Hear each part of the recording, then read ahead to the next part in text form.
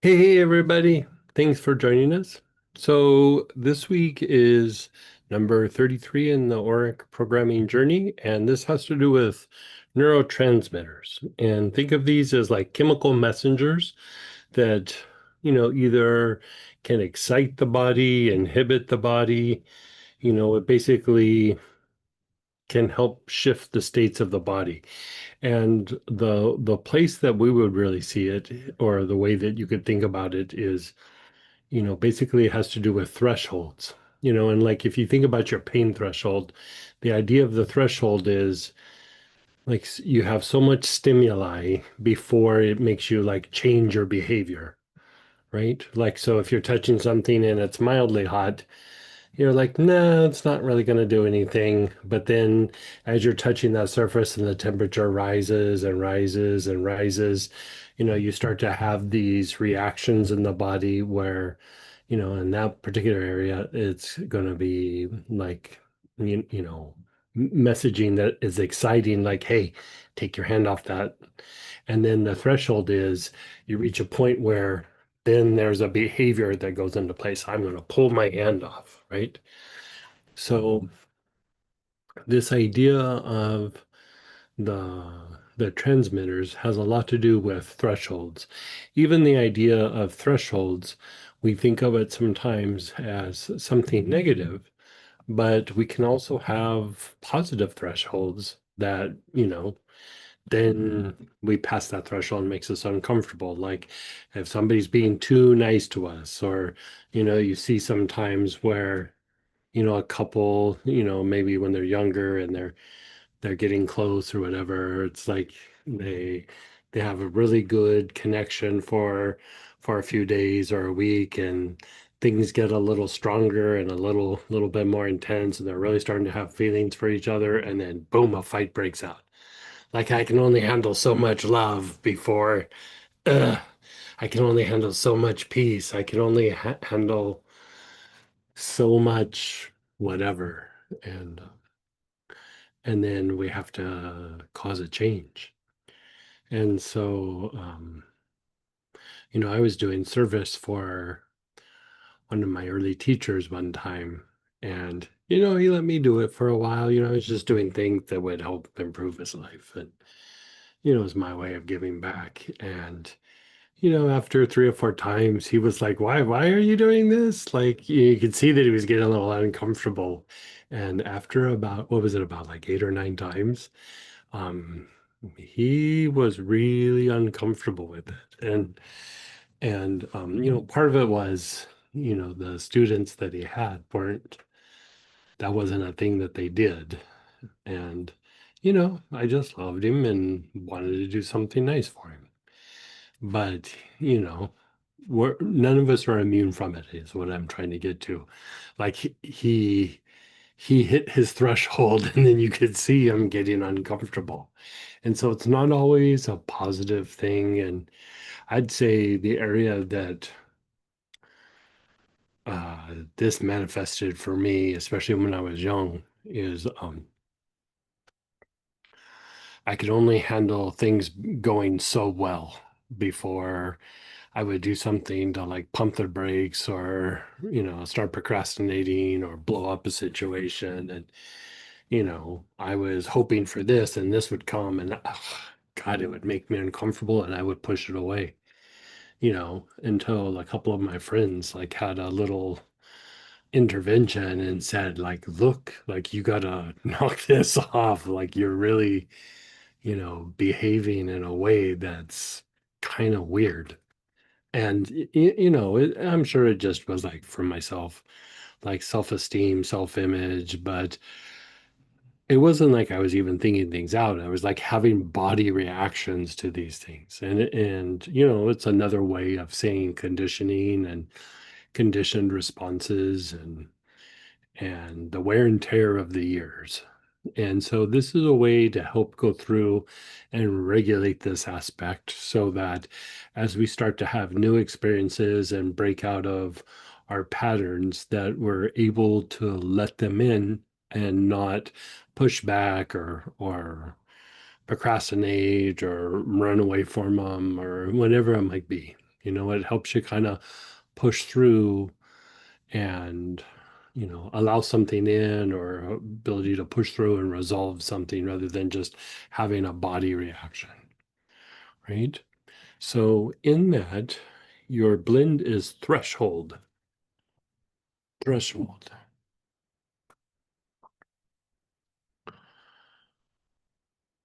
So you're going to start taking nice, long, slow, deep breaths. Your awareness is on the left side of your body, the left side of your face and neck, your left shoulder, your left hip, down the leg to the left outer ankle.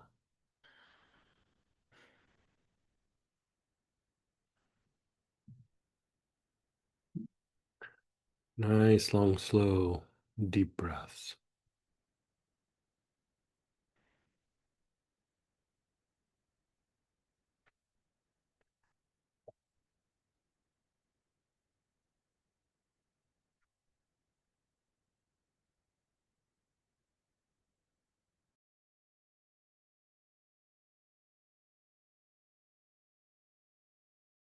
She works so hard.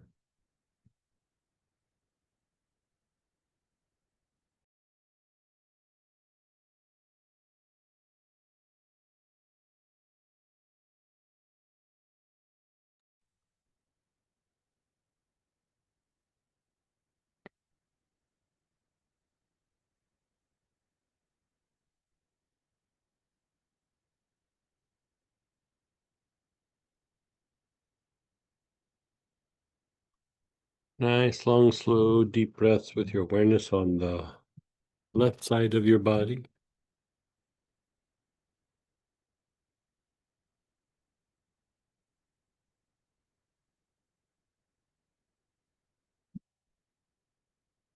Move your awareness to the front side of your body, your face and neck, your chest, your abdomen, front of your pelvis, down the fronts of your legs to the tops of your feet.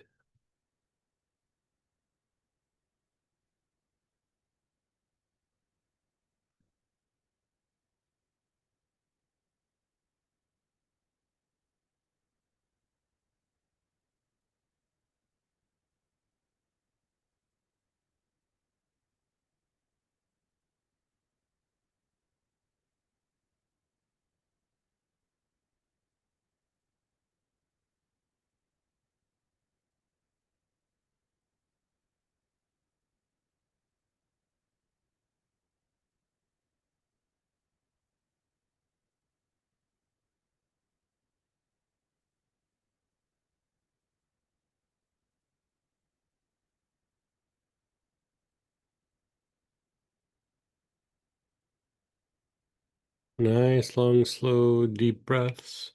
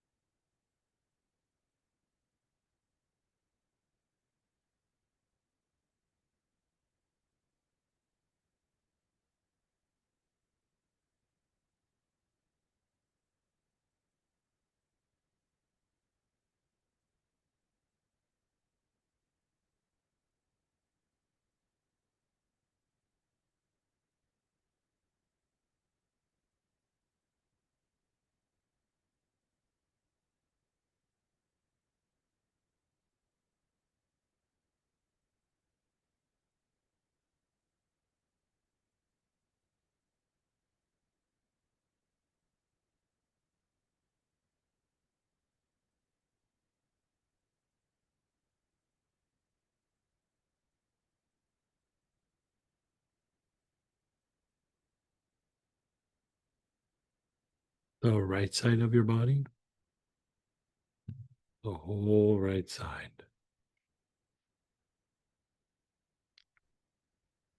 Right side of your face and neck, your right shoulder, right ribs and hip, down the outer leg to the right, outer ankle.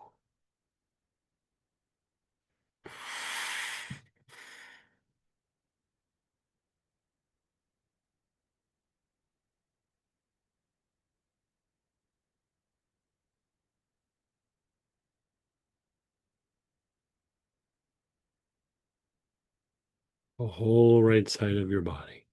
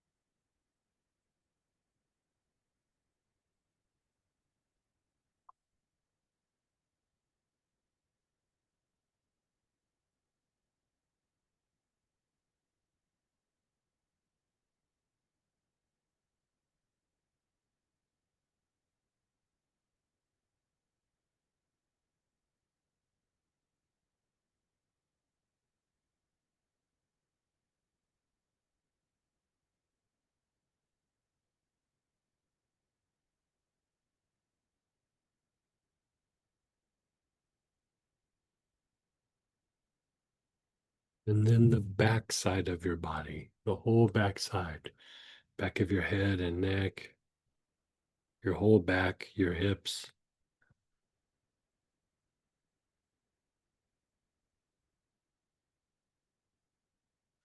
down the backs of your legs to your heels.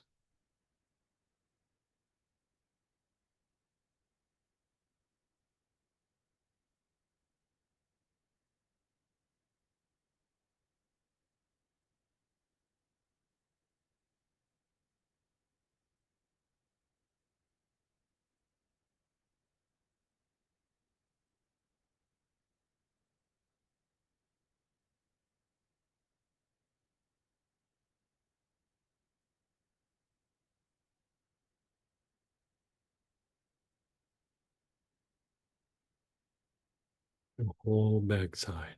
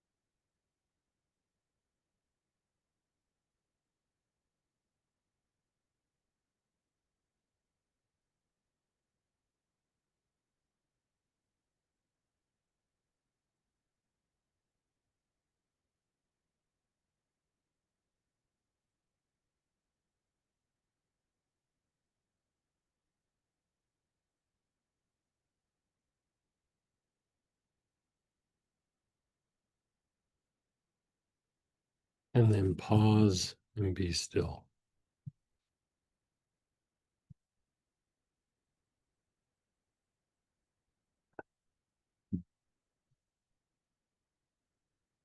Notice how you feel. How does that treat you? What's that? Yeah. Okay, so that's the standard approach. That's something that you can do on a daily basis. You can integrate into other processes that you might be doing, especially things that have to do with like maybe pain or like being triggered, homeostatic emotions, things of that nature. But now we're going to do the advanced approach, and you would do this only maybe 1 or 2 times a week so your body can process it. And here we go. Again, your awareness is on the left side of your body, your whole left side of your face, your left shoulder, your left hip, all the way down to the left outer ankle.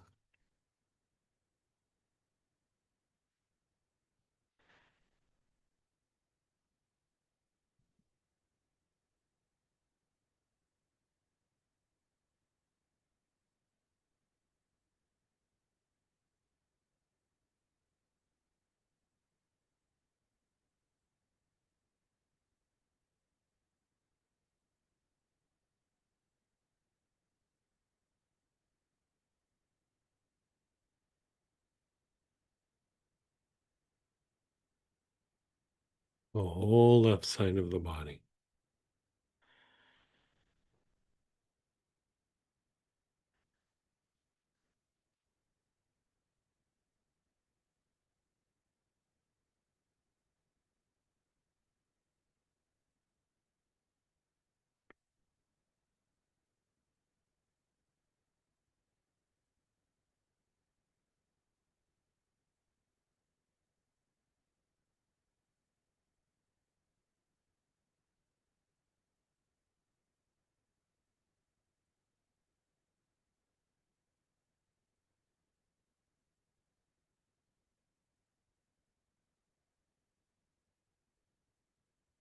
And then let's move to the back side of the body.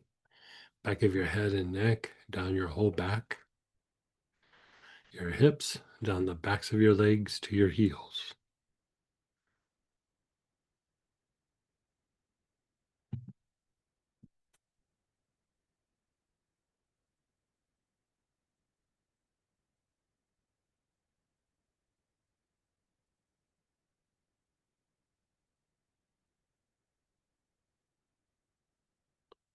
Nice, long, slow, deep breaths.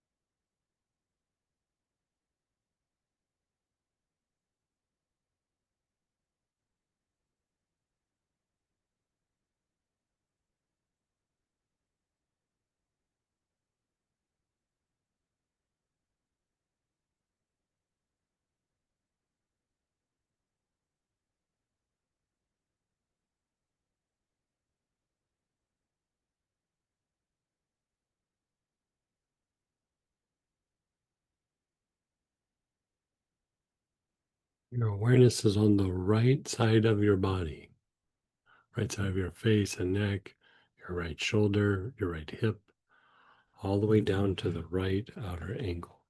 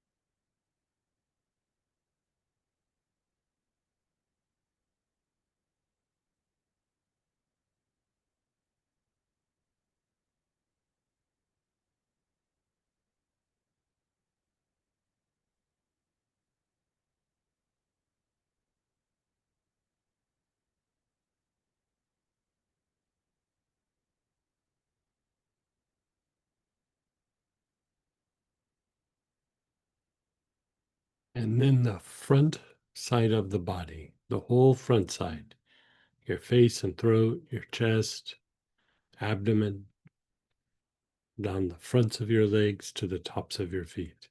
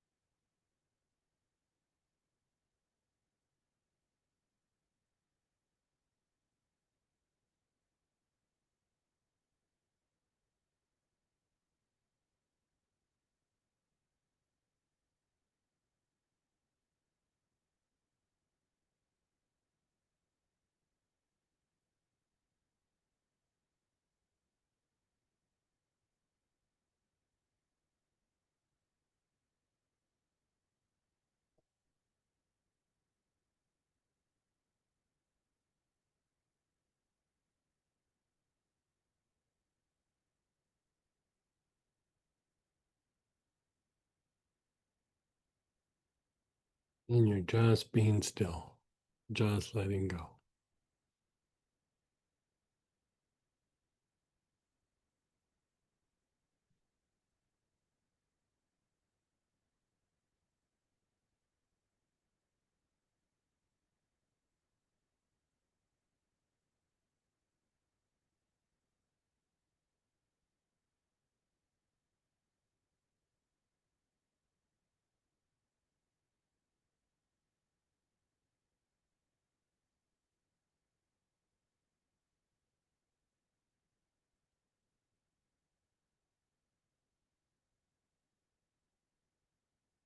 Begin inhaling, your awareness is on your knees. Nice, long, slow, deep breaths with your awareness on your knees. You can do the whole knee or just the back knee, like the crease in the backside of the knee.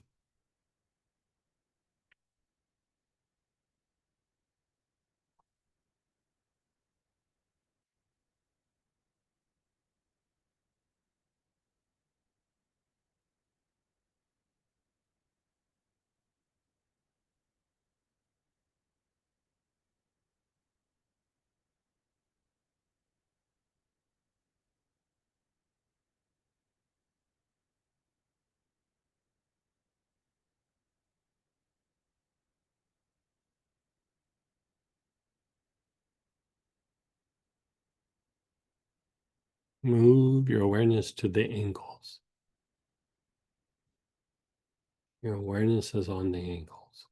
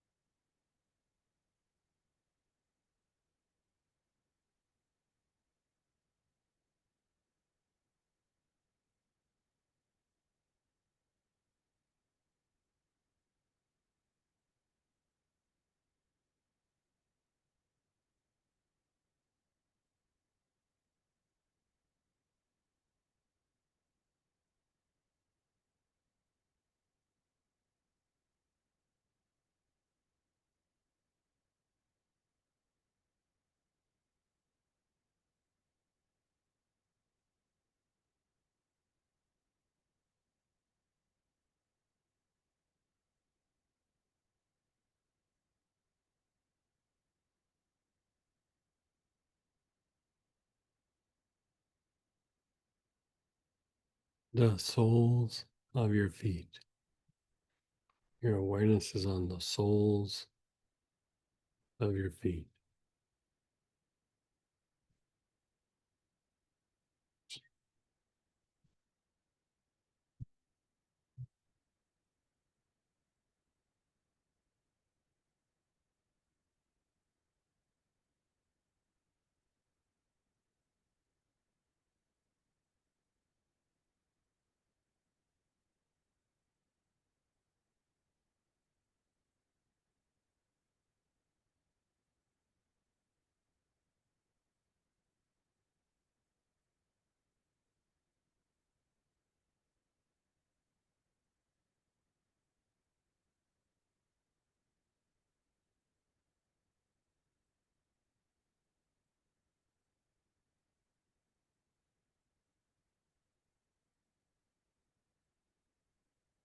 And then just pause and let go.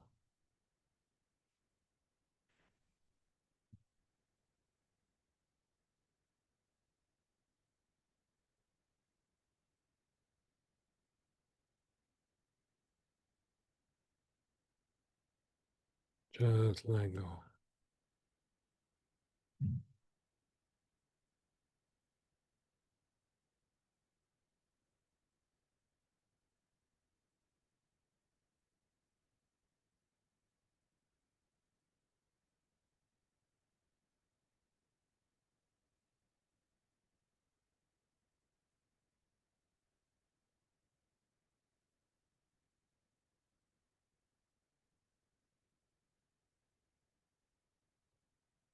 Your awareness is on the left side of your body again, left side of your face and neck, your left shoulder, all the way down to the left outer ankle.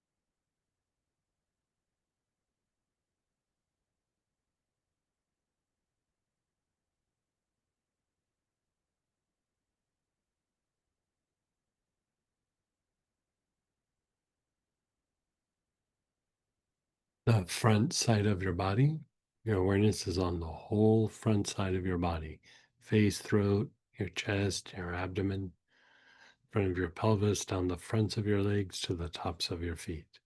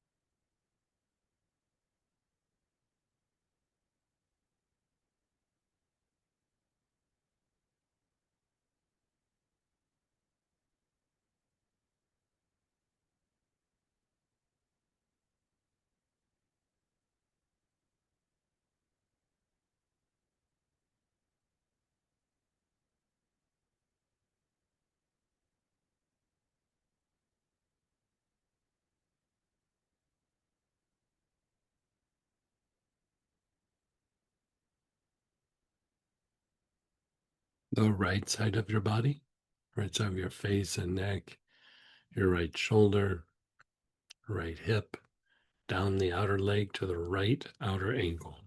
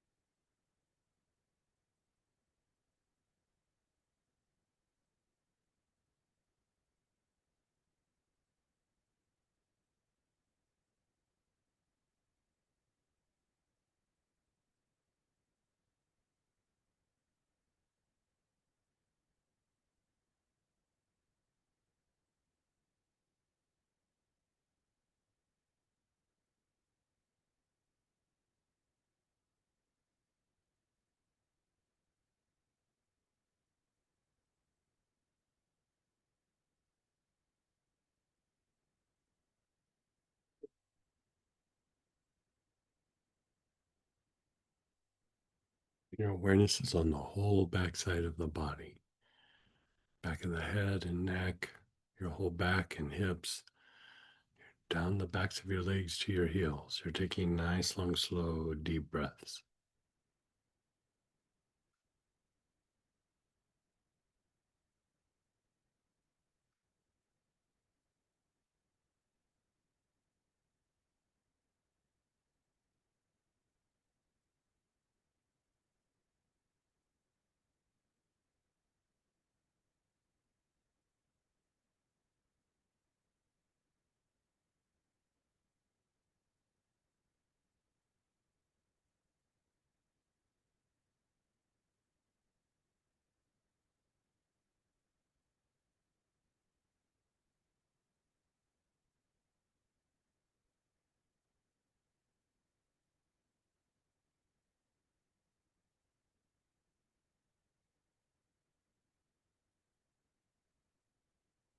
Just pause and let go. Just pause and let go.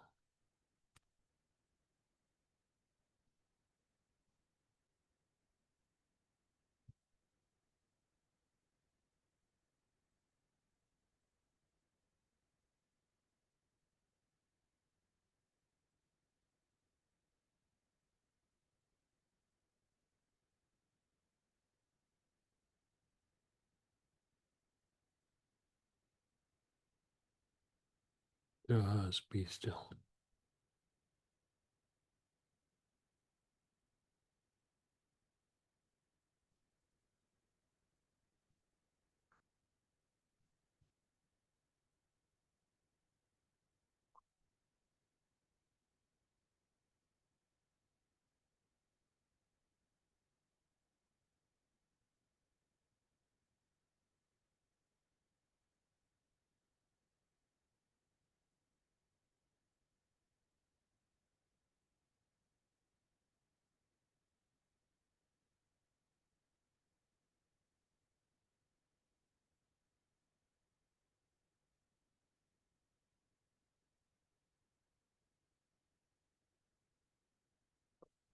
Now, this last piece, your awareness is on the brain. You're taking nice, long, slow, deep breaths. Your awareness is on the brain.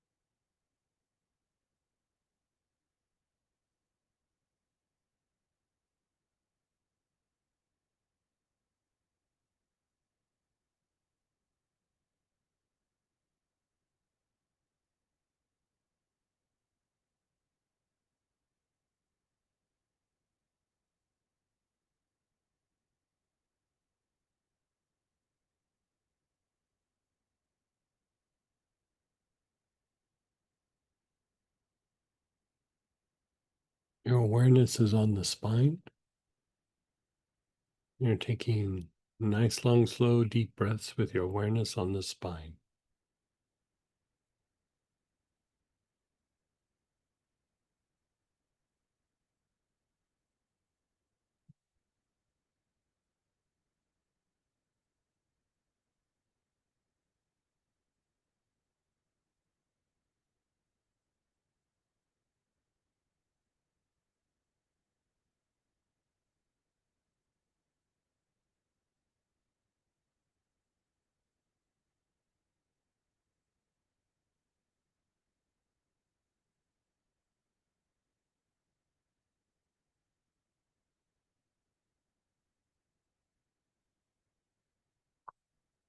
The brain and spine both at the same time.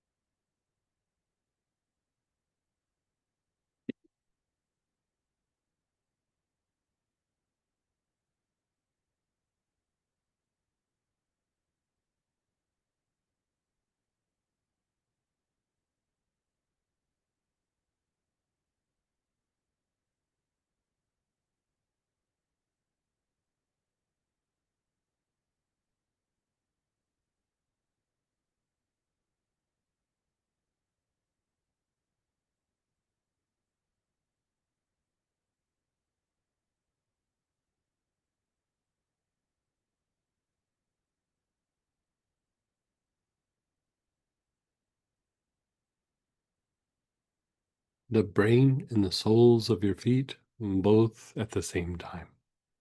Nice, long, slow, deep breaths.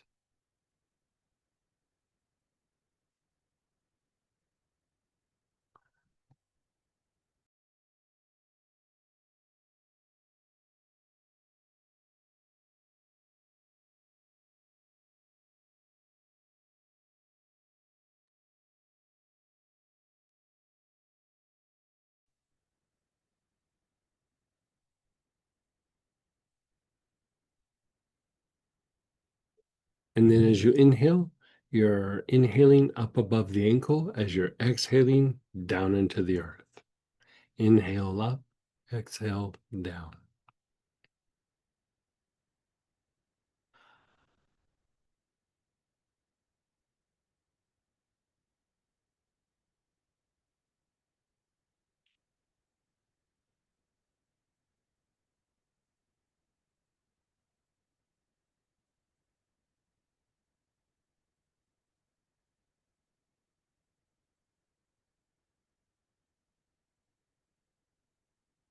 And then just pause and let go. Just pause and let go. Just let it incubate for a moment.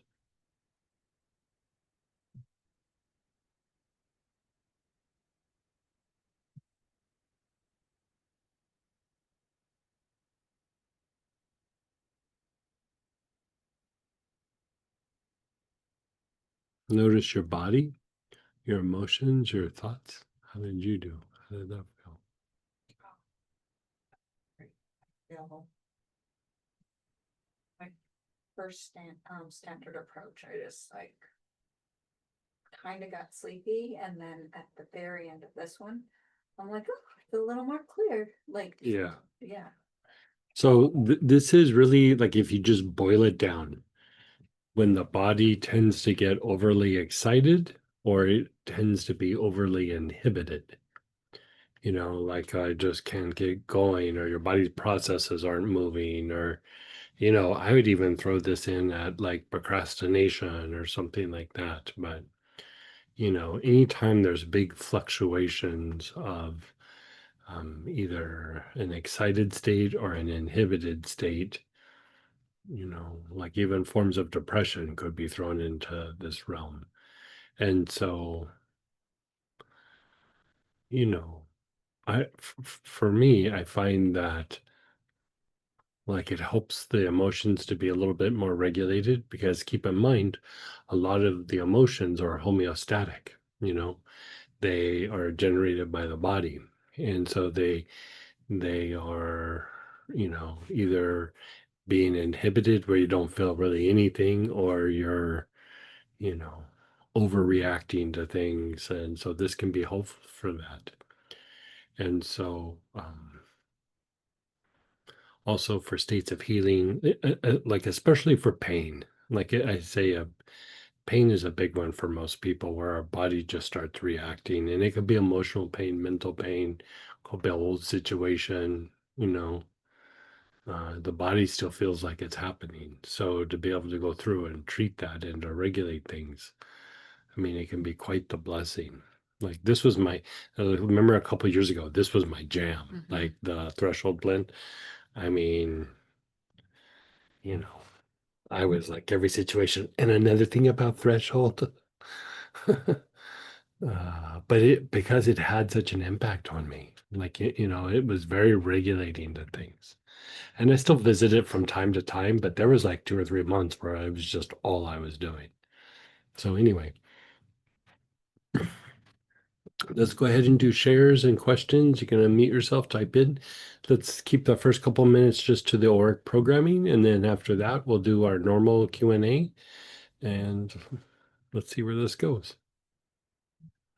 Yeah, so you can raise your hand, you can unmute yourself. I am going to make it in chat so you can share with everyone if you so choose. But remember, if you want to keep it a private chat, you do need to press that blue button. That kind of looks pen with paper kind of outline. And go ahead, Denise. Hey, Hello. Greg, will you once again kind of break down what threshold is about for me? I'm missing it. So it's the threshold is when your body gets either too excited or too inhibited to the point where it starts to change your behavior, your actions, your emotion, or even like your physiological processes. So neurotransmitters are the aspects that either excite the body or inhibit the body.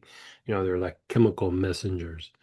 And so the threshold, you know, on some levels is your ability to shift, but if the body's overly excited or overly inhibited, your ability to shift usually is turns into a negative adaptive strategy, Mm. where you're doing things to avoid something or you're, overreacting, something along that So line. this would help balance, help bring Yes. more Yeah. neutrality. Okay. Right. Right. Like more regulated. Like, you don't want to be like a robot and then, there's a situation where, you know, you should be afraid and you should run and, you should be concerned. You know what I mean? So Correct. it doesn't like shut that down, but if it's excess or like not really, a lot of times what happens is our body just starts to go in these excited states. And it's just usually being triggered by something from the past or a conditioned response. It's not based on what's in front of us. And also shutting down, like if Mm. you think about um uh there's fight, flight, and freeze. Like if you think of the freeze aspect, it's all of a sudden everything gets inhibited. Like you don't run, you don't fight, you don't do anything, and something bad happens, but it's because of like inaction. It's like the neurotransmitters like shut down the body's processes because a lot of times the physiology or past experiences make us a little too overwhelmed or we get a little too scared or whatever that might be. So it would help to regulate and balance. So it doesn't necessarily make anything go away. It just Mm. like your body processes are still there, but it makes it more appropriate. And I find that like, I use pain for example because that's usually something that people can relate to or you can use it as an example is like think about times if you've ever gotten injured, you get injured and it's like the pain, and then you start inhaling tarragon, and then all of a sudden the pain went from a 10 to a 5, and all that really happened was that you calmed down that excited state in the body, and Mm. in doing so the pain went from something crazy to, it still hurts but it's like it starts to be kind of tolerable, because like if you look at pain and you look at it under an energetic microscope, right? Like, you step away from the way that pain gets looked at by Western medicine, and you go, okay, let's look at the energetic molecules. You know, there is these aspects that have to do with your physiology and your nervous system and the immune system and the endocrine system, and then how your mind's kind of processing it. But in that, part of pain is a homeostatic emotional response. Mm. It's not like, oh, our emotions are getting a hold of us. Your body is trying to get your attention and does it by generating some emotion. So it says, like, hey, look, there's a problem. Something is compromised. This shoulder is compromised. So it shoots pain and there's an emotional response so that you'll take some sort of action. The difficulty is that the body really doesn't differentiate between what happens in the body and what happens in the environment. And then sometimes when we have things that have happened to us in the past, our emotions and mind have moved past it, but part of us in our body, the body hasn't moved past it yet. The body still thinks it's happening, or it could happen again at the drop of a hat. Even though it might have been some weird situation 20 years ago, your body is still being vigilant about that. And so what starts to happen is you start to have these like kind of triggered responses where you either shut down or you overreact or you get triggered, whatever it might be. And a lot of times we're reacting to the past. We're not really reacting to the present. And mentally and emotionally, you might, but your body is like, hey, I remember this, or this has been happening since, 1972, and it hasn't, but the body thinks it has. Mm, The body doesn't have the resolution that the mind and emotion has. Like, the body's always about like how the nervous system had to adjust and adapt, and then the processes that kind of go along with it. And so, you know, we think the body thinks like us, and it mm, does not. It is a completely different animal. Like it does not have the cognitive ability that the mind does, and it doesn't have the emotional capacity that, the heart has or the solar plexus. It's it runs on different parameters, and so it's almost like learning its behavior so you know how to like temper it, mm. you know, because you're not going to make these things go away, but you want them to not like rule the house. You know what I Yeah, mean? yeah. You Take know? front and Yeah, center yeah. stage, so to speak. 'Cause, Just because it's throwing a fit doesn't mean it gets to be the one in charge. And really, you're trying to keep it from throwing a fit. yeah, And yeah. really well You know, said. Thank you. Very well said. one of the areas that I would notice, like when for myself, like I think it's a little bit different for different people, but like as I was kind of starting to get triggered, I used to get this little twitch in the back of my neck, and I'm like, "Ugh, I'm about to get crazy," like whatever it was, I could start feeling my neck twitching, like on just in the back, and I'd be like, ah. I wasn't even sure what was happening, but like I could feel my body like winding up for something. And usually it was maybe something upsetting, but it was like this. But my body was like, this is happening. Like this right here is happening. And, I know what it was tied to from my youth, but, emotionally, mentally, I had gone through and processed it, but I left the body behind. You know what I Mm. mean? So I had to go back and get that body out of the cage and say, okay, it's over. Put an army blanket around you. Here's some cocoa. Like it's done. It's over. Like uh, we usually don't acknowledge that part of the body and the things that it goes through. And so this is just one of those areas where it helps it helps like you said, balance everything out. Like, it doesn't mean we don't get upset, and it doesn't mean we don't maybe not have emotions, but we don't carry that backpack of emotions from all the years ago. We just kind of are reacting to the here and now. Excellent. Thank you, Yeah, Greg. you're so Wonderful. yeah. Well, I was gonna share even for me, I feel a little stronger. Like my Yeah, body actually yeah, feels like yeah. You feel like you could take a punch a little bit, or yeah, yeah. Someone's asking, let me see what it is. Would it ever be helpful to apply threshold to the wrists or take internally? I tried the internal thing. I don't think it improved anything. I think inhalation putting it on the body definitely works. You could put it on the wrist, like a neat or in a little jojoba or something. I also like to put it on the heart. Um, I went through this whole thing where I'd even put it on like my hurt spots, my angry spots, where the emotion.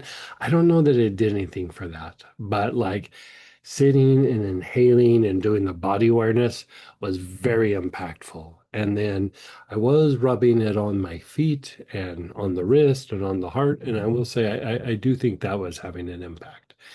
Another thing that I was doing was salt baths. I would do a salt bath with Threshold, and it seemed like if the body was starting to like peak in pain, like the pain was like how like you're like I can only handle so much more.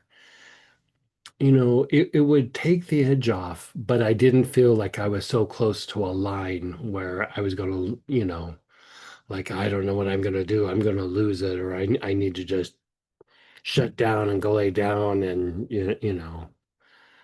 um it like kind of what you said, like you feel stronger, like you don't feel like you're on your last nerve or it's the last straw or yeah. Yeah.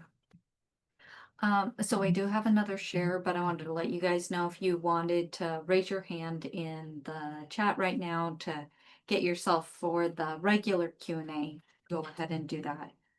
I want to say one more thing about Threshold.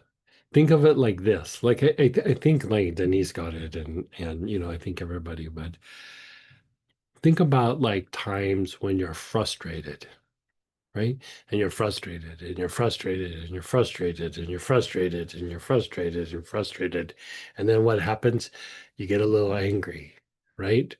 The frustration took you to a threshold. And then at some point, ugh, you went to anger.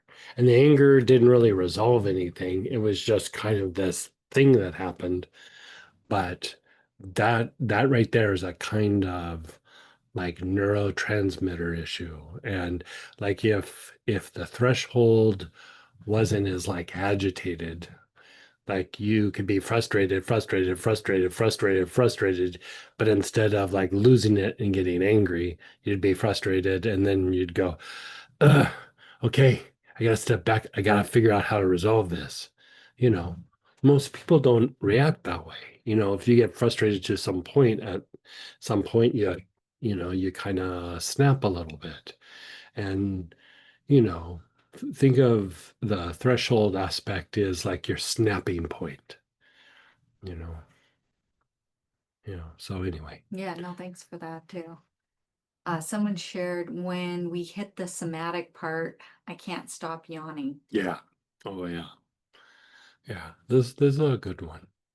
There's even this thing where I've treated people for this, um, but where people actually start to have allergic reactions, but to either heat or cold. Like it's not an allergen in the air, but like if you get to a certain point where you get cold, their body starts to have like an allergic reaction. And same with heat. It has a certain kind of allergic reaction, and all that is a threshold. Like you can only handle so much, and then the body has this weird reaction.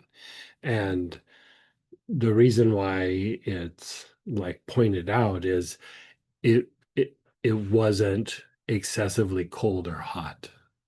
It was like kind of cold. And then their body would have this reaction. They were like I put a jacket on, da da da, da, nothing really happens. And it was like everybody else is fine and comfortable, but like their body goes into freak out mode. And you know, like that's another version of it, you know. Yeah, thanks for all these examples.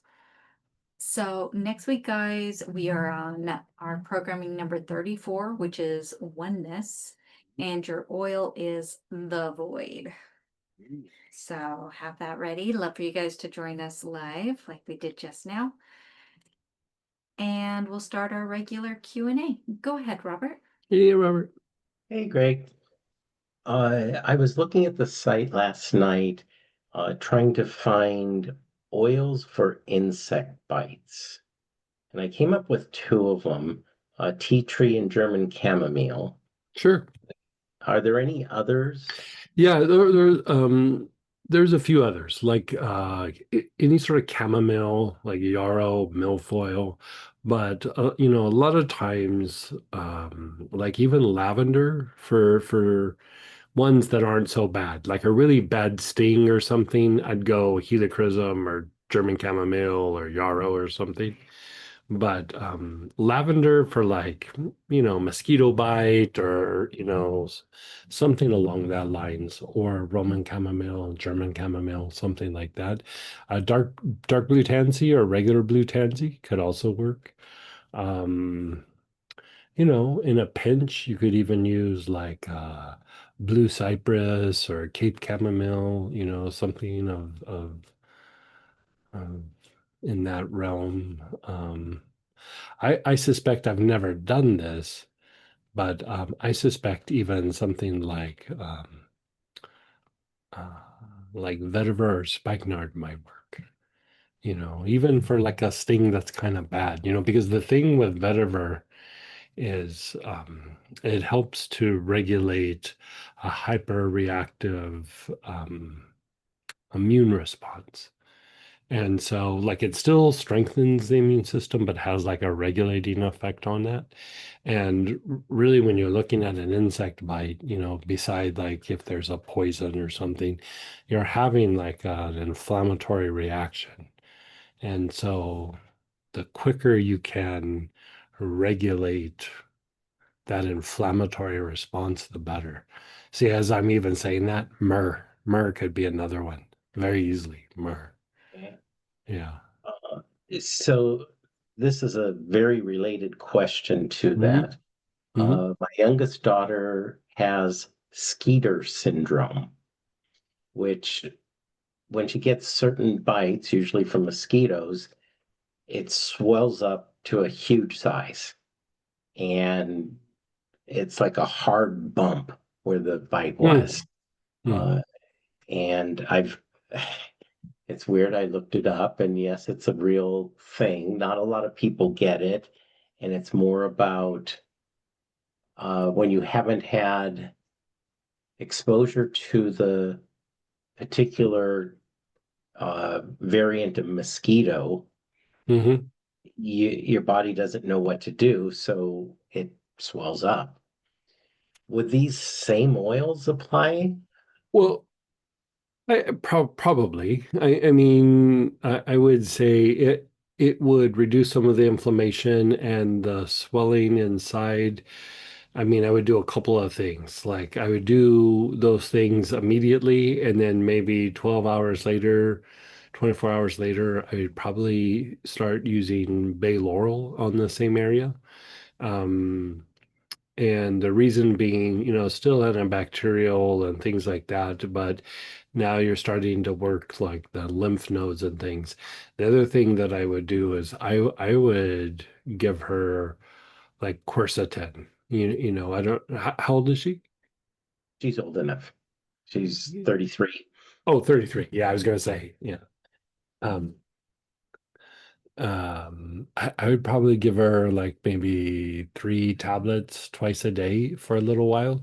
And the idea is that you're trying to lower histamine levels in the body and regulate a bit of the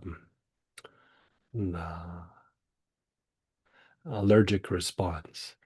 And so, um, there's oils that are helpful in lowering the histamine and um, helping to reduce that response.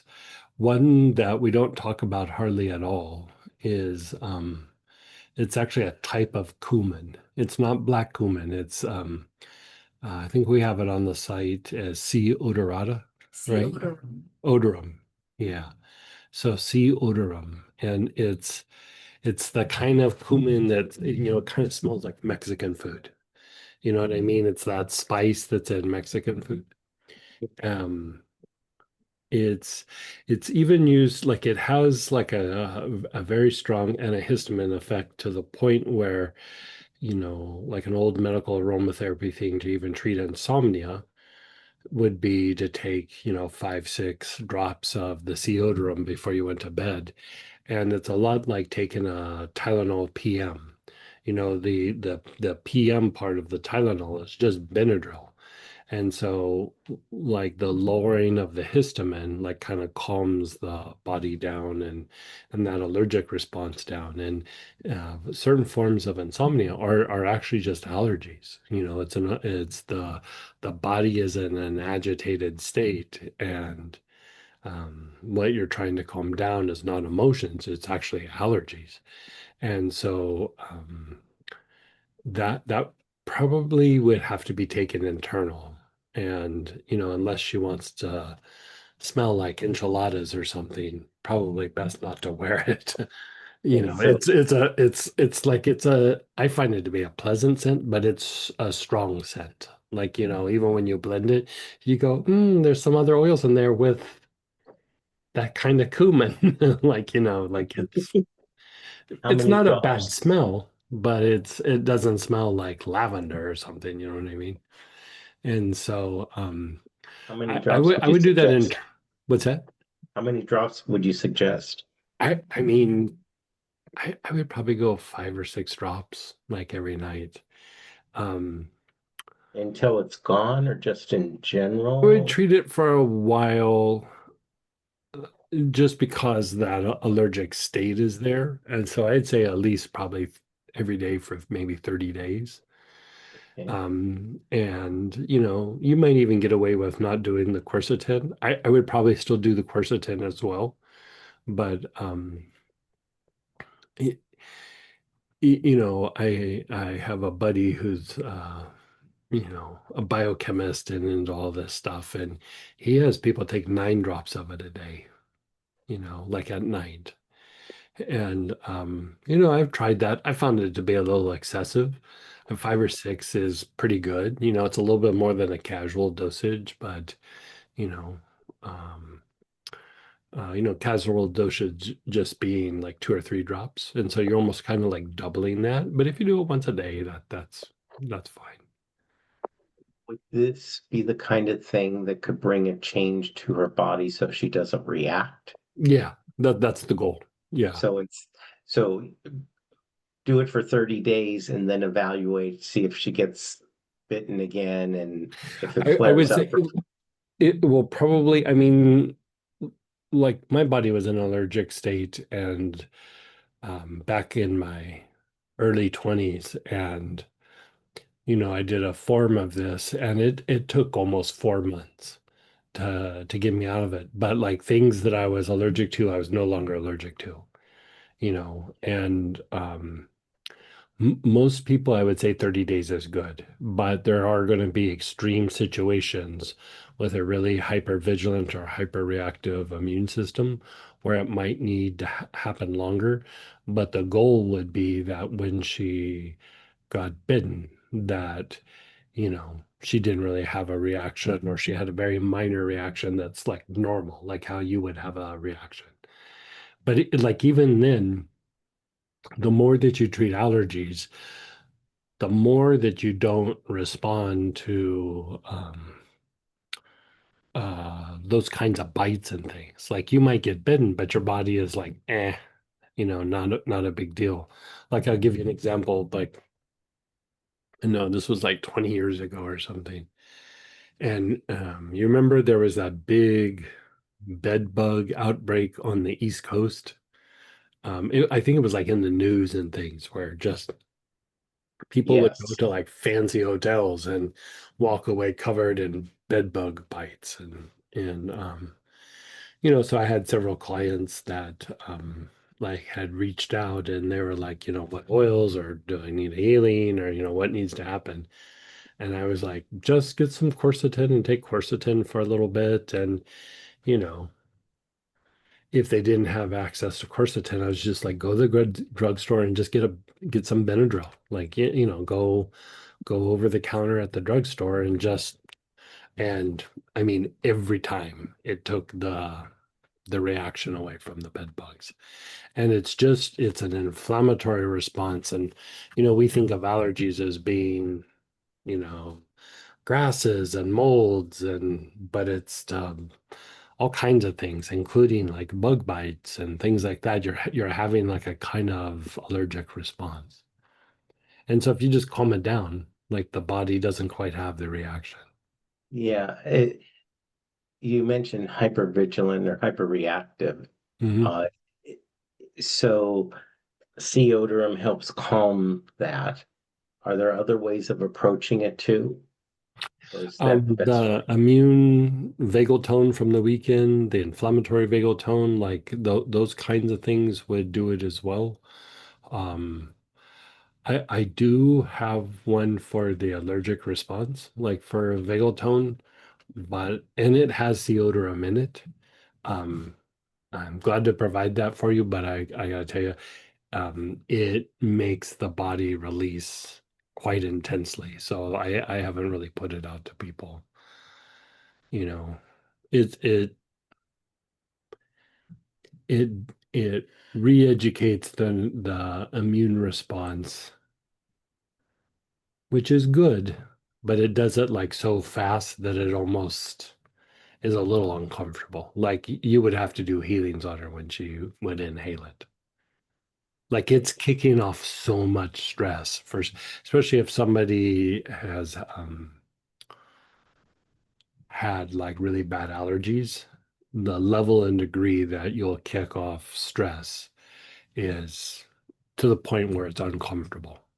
Okay, yeah, And that so won't. I'm just the deodorant by itself much more pleasant. Like you Okay. just kind of feel relaxed and whatever. But like I'm glad to give you some if you want. But No, I think for her the Theodorum and the quercetin yeah, that's most people. That's combination. what I just usually have them do.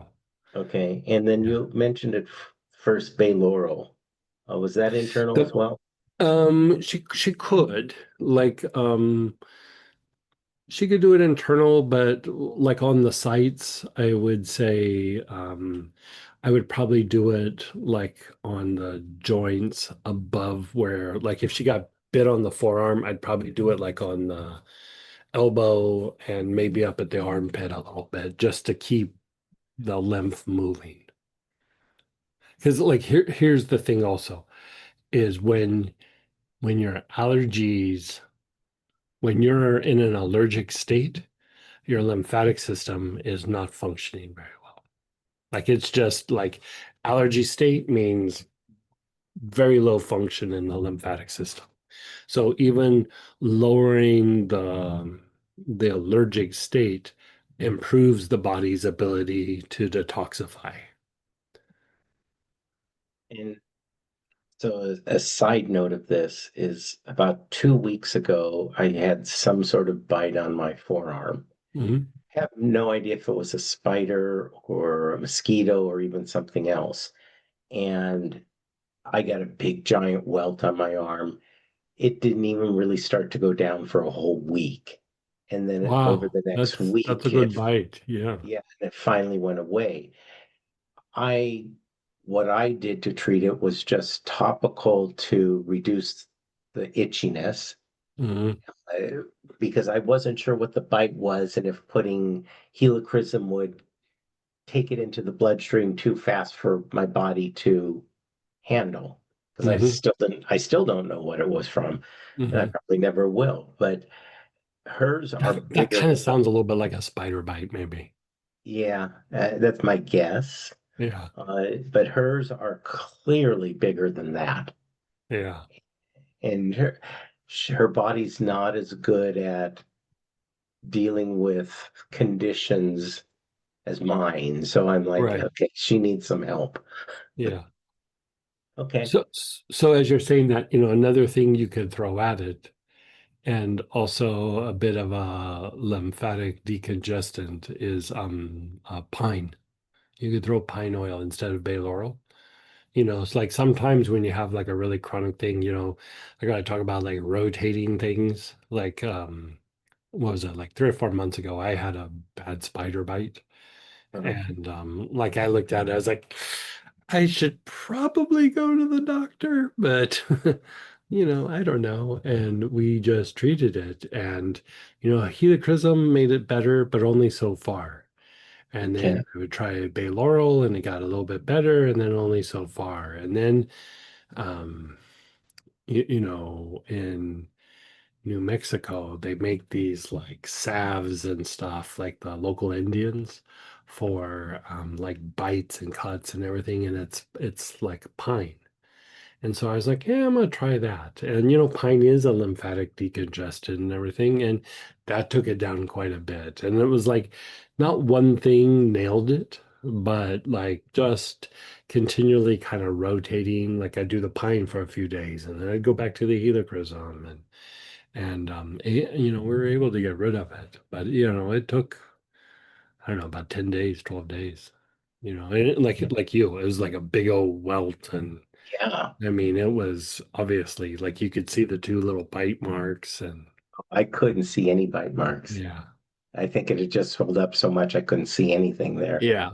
Yeah, that's possible. And the fact when I look at it, I can tell where the bite was still because the skin overstretched at that point. Mm-hmm.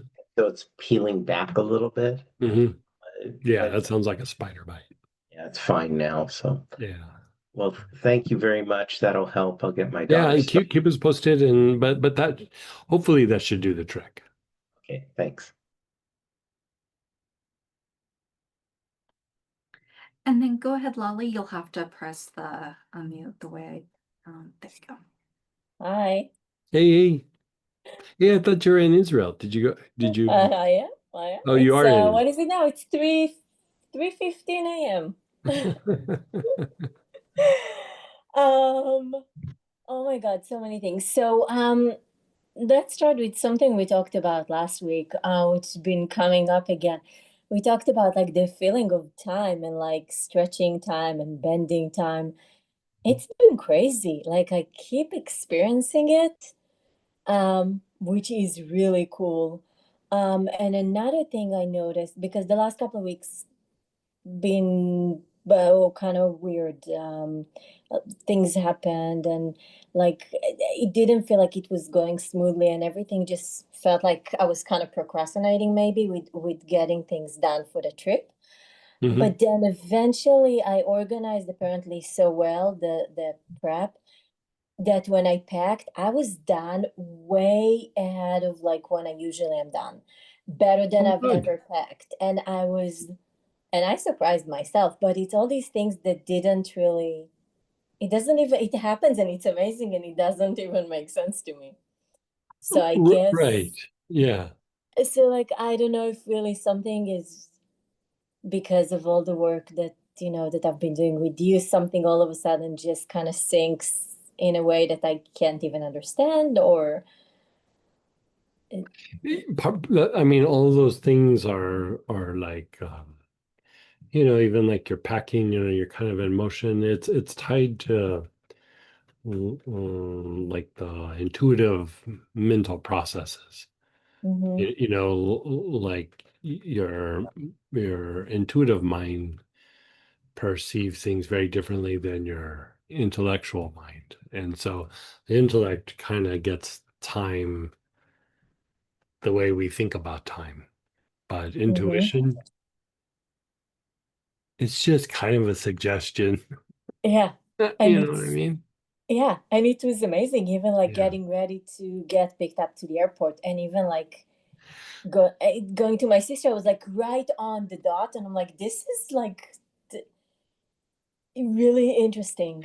Like if you think about it, like if the intellect is always about repetition and maintenance and has like protective qualities and protecting, not really protecting us, but like protecting the repetition and protecting the maintenance. You know what I mean?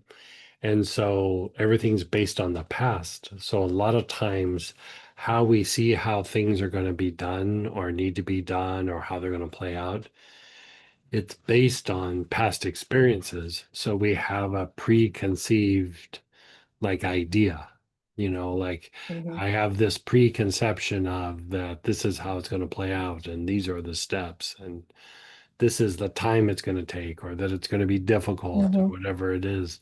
When intuition is more like just playing, and it's like, well, let's just start playing with it. Let's get it done. And, Mm-hmm.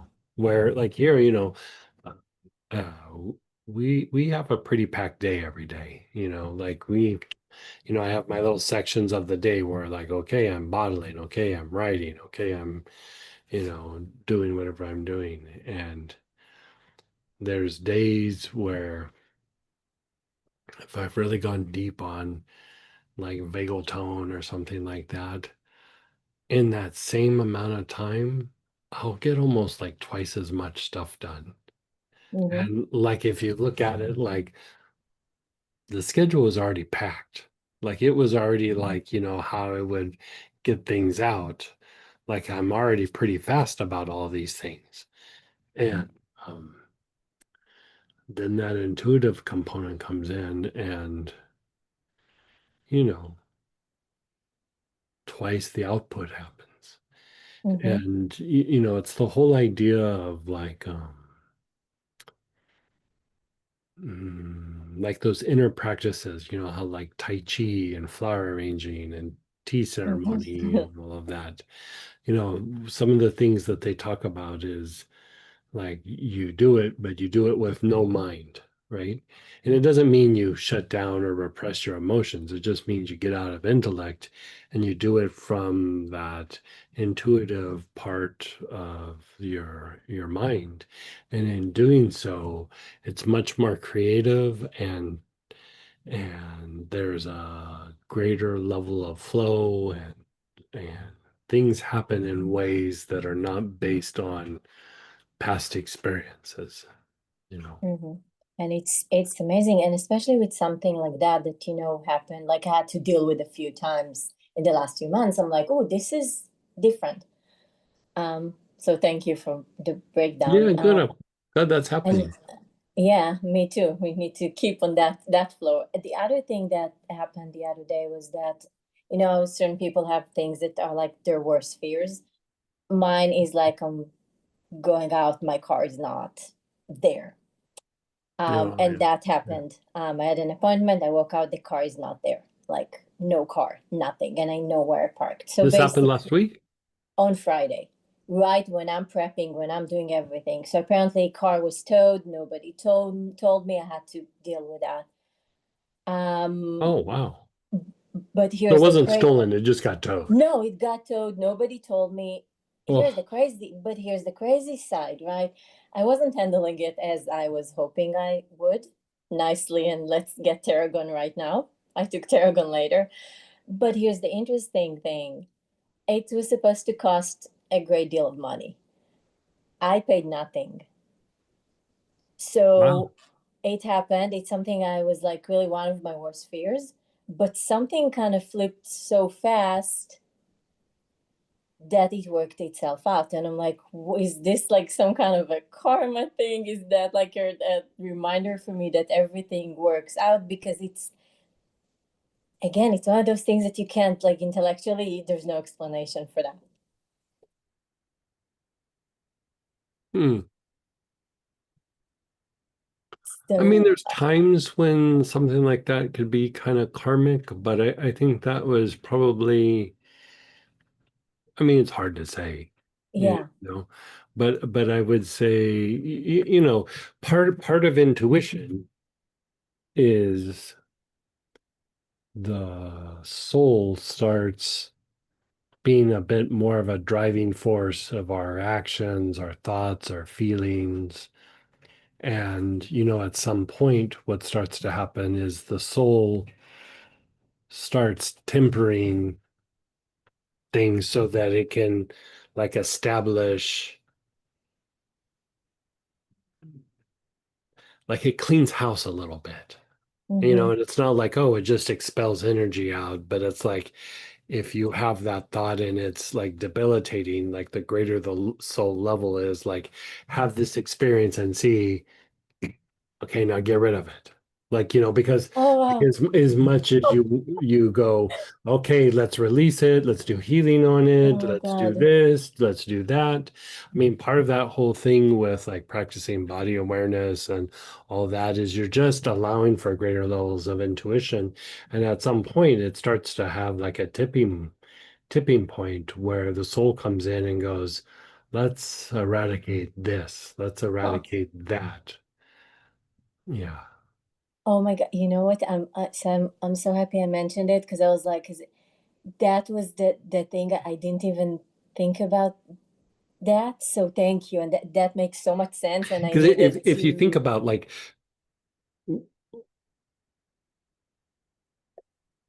it's in a lot of spiritual teachings, and I remember even the guru saying things like this, but he says like a developed soul puts themselves in the right place at the right time. Mhm. And you just think like, oh, that sounds amazing. But really, what does that mean?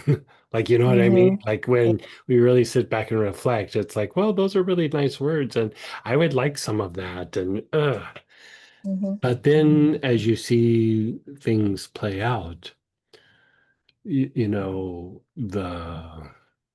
right place at the right time is, you're sensing things way beyond the senses. And so, you know, even situations where you might see it as like a bad experience, it's still like the soul sometimes trying to get the body, like it's like trying to train the body, like, look, this isn't how you perceive it, or Mhm. or you need to take a step out and you're not being motivated enough. So, you're push there. And so a lot of times in difficulties, we can learn lessons and grow and evolve, not the way the intellect sees it, but from the point of view of intuition and eventually the soul.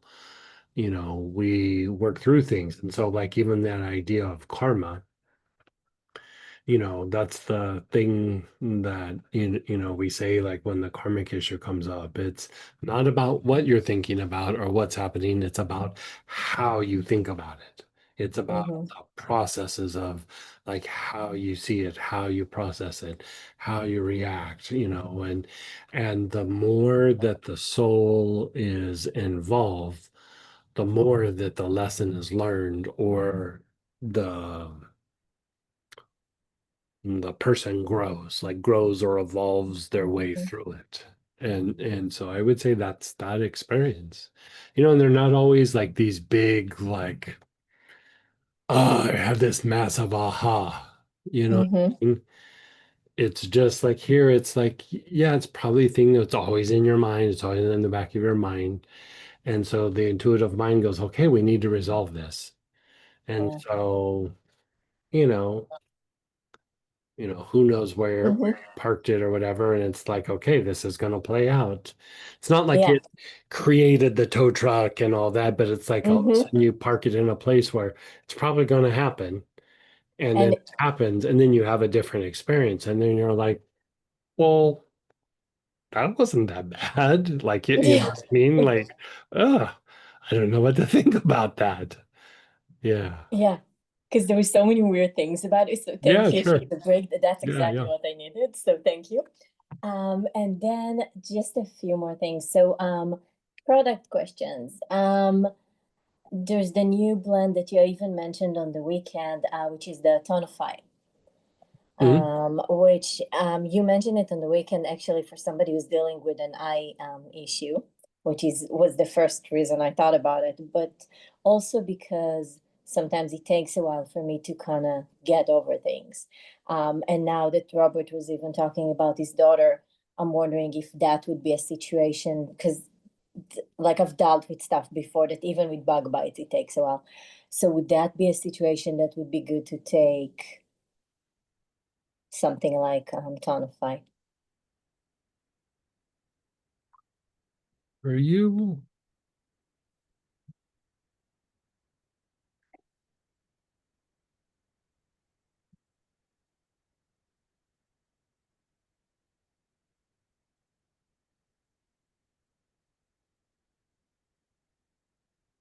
Did you get the kit from last weekend? I can't remember what was last weekend. Vagal tone? No, Yeah, I yeah. only have the only one I have is the pain vagal tone. Is which one? Pain. Pain. Oh, pain vagal tone. Um, I would do the immune vagal tone, the inflammatory vagal tone, and the fungal inflammatory storm for you. Okay, so you would do all of those and not the tonify. Yeah, you just inhale them. Yeah. Okay, so you think it would be a better option than doing the one blend for Yeah, like the first. Tonify might be a thing that you use later, but right now those are going to produce a bigger result. Okay. And, the compromised, immune responses might regulate themselves. But like, I think if you just jump to Tonify right now, I mean, I think it could be, beneficial, but you're not going to get, it's more about the responses than like, think of Tonify as like the gasoline in the tank. Mm-hmm. And all those other ones are, the stoplights or the green lights that make your body go. And, Mm-hmm. um, a lot of times in a couple of these areas, even though we're sitting there being calm, your body's got to pedal to the metal. You know what I Mm-hmm. Yeah, mean? for sure. And I think like that would be a better step for you than just, yeah. Okay, so I can check if it's better for me to take it separately or just do the kit maybe, and I can check and Yeah, see if however you want that's to do it. better. Yeah. Okay, so then do those and just do inhalations. Hmm. Yeah, Okay. I mean, you can just do body awareness, but I would probably follow the process as well. A lot of times Mm-hmm. when I do them at night, I start with doing a lot of body awareness and just breathing it into the body. And then at the very end, I'll go through the chakra pattern and I'll go call it good. But Mm-hmm. I'll spend 20 or 30 minutes just, you know, we're listening to music or something. I'm like kind of winding down and I just use that as my way to wind down Mm-hmm. and as I relax, I just kind of breathe it into the body for a while. And then, I only spend like maybe 5 or 10 minutes working the pattern, but I spend a bunch of time with body awareness. Okay. Yeah, which we've been doing a lot of that recently, and Mhm. it's been amazing. I just mentioned that to somebody as I was doing some support as I was traveling and texting someone, and the difference that it makes just to have the observation and the body awareness is Yeah. amazing. Oh, yeah. So thank you. It's Yeah. a game changer. Mm-hmm. It's, I mean, and it's so simple, but Yeah. at the same time, it's so nuanced and so complex. Mm-hmm. There's so many nuances to it, you know? Yeah. So yeah, so thank you for that. And then okay, so I'll do those blends and then inhalations. Thank you. Yeah, because even with my eyes, even though they're so much better, the one that was the main issue, it's still like even today, it bothers me. Like it's burning, and I'm using eye drops. And Shazandra I've been doing the last week, every night. So my eyes feel overall better, Mhm. but this one is still not resolved. Okay. So yeah, I'll add those to the mix. So thank you. The other thing I want to ask, another new thing you have is the varicose ointment Hmm. for the veins. And I'm kind of wondering if that's like because there's the vein health, right? I Yes, would use that's them together. Yeah. so I was Yeah. asking if that's Yeah. like the I would do sister them for the together. okay. I mean, So because varicose veins, they're like the first thing you try to stop them from progressing. mm-hmm, And then there's times where you actually can make them reverse. But the big thing is stopping the progression. But I've had cases where we were able to reverse them. But if they start happening, they'll kind of get momentum and they'll really start mm-hmm, happening. So the idea is, you know, you're trying to improve circulation and you're trying to improve the quality of the veins and things like that, vein integrity. mm-hmm, And an oil that's very good for vein integrity is vetiver, but like it won't do something by itself. So like over a period of time, I don't know. This is probably like the 18th or 19th version of this that I've played with over the last 30 years. But I got it to where like I kind of like where it's at. Mm-hmm. And so, I don't know. I've had it for a while, but I just, I don't always throw things out until, somebody asks me a question and I'm like, oh yeah, I got, we could do that, so Keep I, doing the vein health internally and then augment yeah. with this one, like once, like at night. R- Yeah, you could do it just once a day, but I would say, put it in lotion or an ointment and Yeah. then rub it on the legs. Yeah, I And was then, thinking like if they're ointment. feeling good, like it doesn't even have to be every day, but I would, Okay. you know, Okay. I'd hit them at least 3 or 4 times a week. Okay. Yeah, because my Yeah. veins are still there, especially like, yeah, Yeah. especially like around my feet. And okay. And I Mhm. was like, oh, that can be a good option. Okay. Mhm. Thank you. And then one more product question. Mhm. Patchouli. Mhm. Difference between, and we talked about it for some reason I can't, the difference between the regular and the black. Is The there, dark, mm? the dark's a little heavier, little stronger action. Yeah. Okay. And Yeah, the then, lighter still works very well, but it's just it quote one of my old clients, it doesn't make you smell like a hippie. It's a okay. lighter scent. Mm-hmm. And So yeah, and it seems that the black is also like a little bit of a stronger scent than there's another yeah, the blend. the There's the dark patchouli soup. patchouli's a stronger scent. Yeah. It's Okay, a so it's a because heavier oil, like a heavier scent. okay. Yeah, it lasts a lot longer. Okay, so I was wondering about that because there's also the what is it, the patchouli, this is it the Supreme, or there's one that's a blend of a few of them. There's probably I I think can't we've done the remember. Supreme, but there's also patchouli celatine and patchouli, is it Barat? I think it's Barat. And those are two, it's the same plant, but they're two artisanal patchoulis that they got distilled a little bit different. They come from different regions. And so Hmm. a little bit fancier patchoulis. They're a little bit more heady, where like patchouli is usually kind of grounding and like especially the patchouli celatine, it's a little bit heady. Like, it Hmm. makes you Oh kind of yes, and expand and now I remember that you mentioned that before, and Mhm. and I do have I have like a mini size, kid size from the black and from the one of the blends, but I want to get the regular size. And then that's why I'm asking, so I know which one I want to get. Yeah, if you don't mind the scent, Yeah, I the don't mind the dark scent. would probably be the better thing. Oh, Yeah, okay. Yeah, I actually like the scent of patchouli, so yeah, yeah. yes. Well, like the light, like if you put it on, goes away.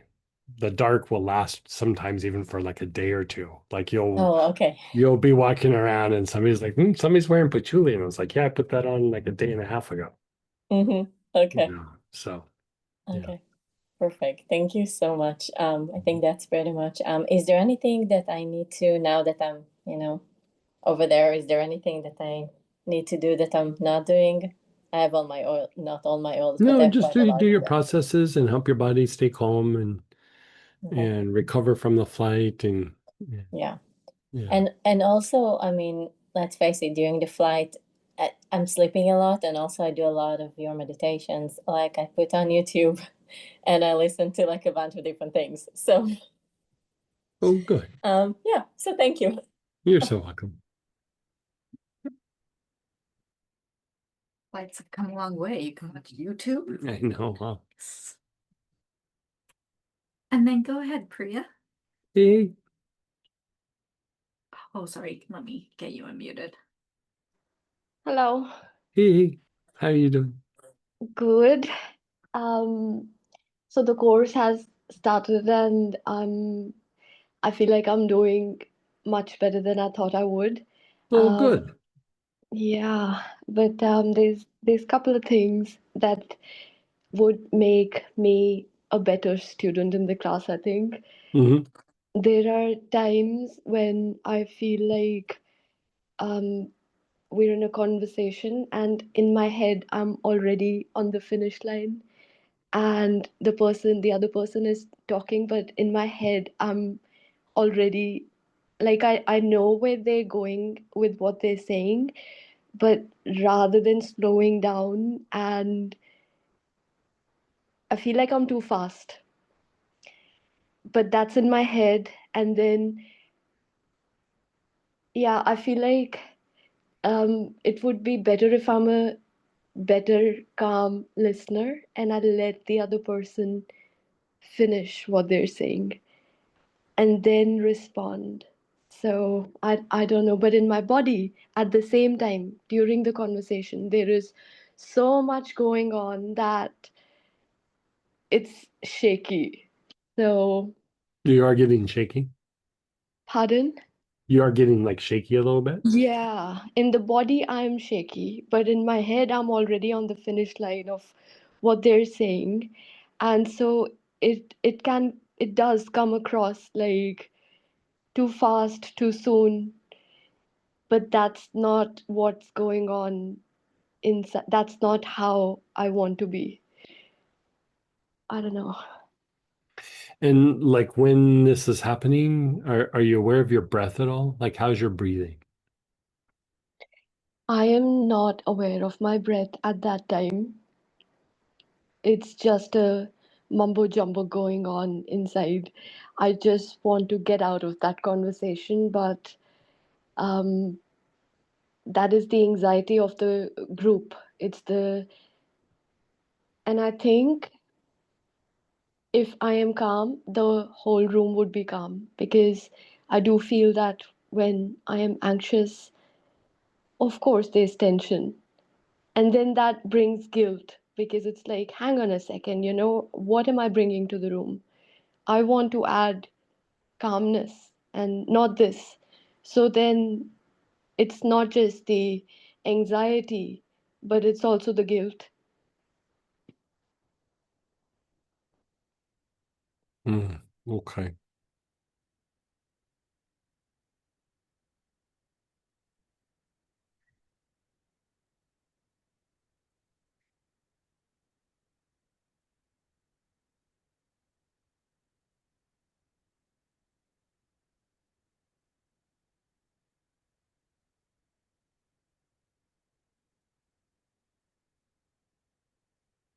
And if I remember right, you have vetiver, yeah?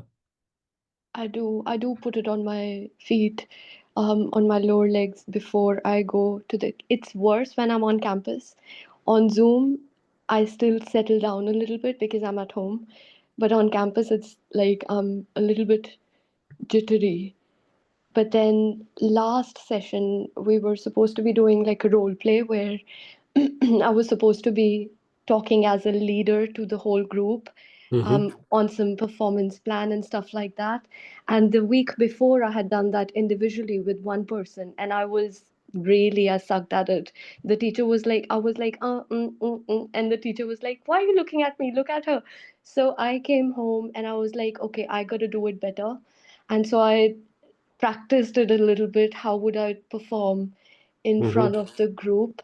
And so when I went to the group, one of the classmates, she called me after the class and she said, Priya, when you were talking, the whole class was pin drop silence.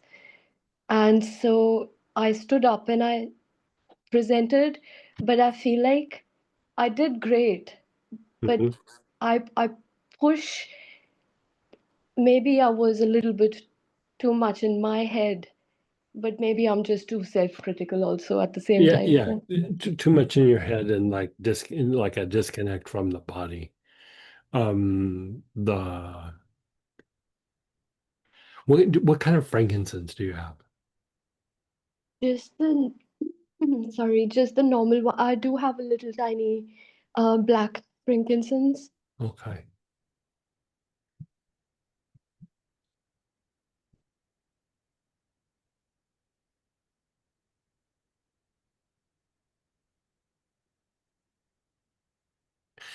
Do you remember, did you do the God, what was that class called? The body wisdom? That one where we went through the body and it was like the beginning of the three brains.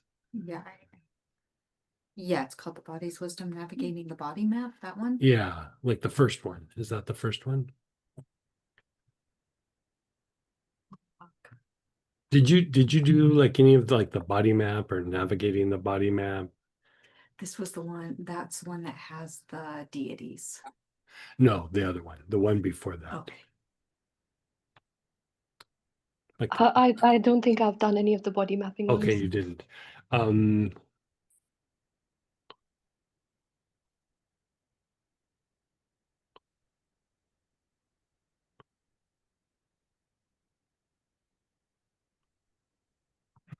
do you happen to have assemblage point?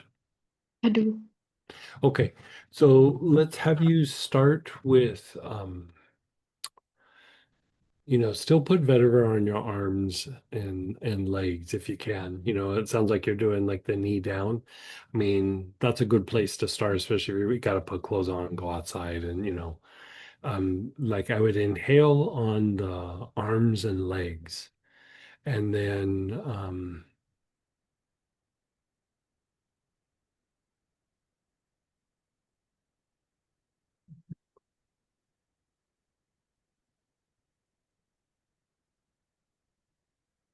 let me select something. So what was the name of the first one there? So it was body mapping in the 3 brain. Yeah, body mapping. Body mapping.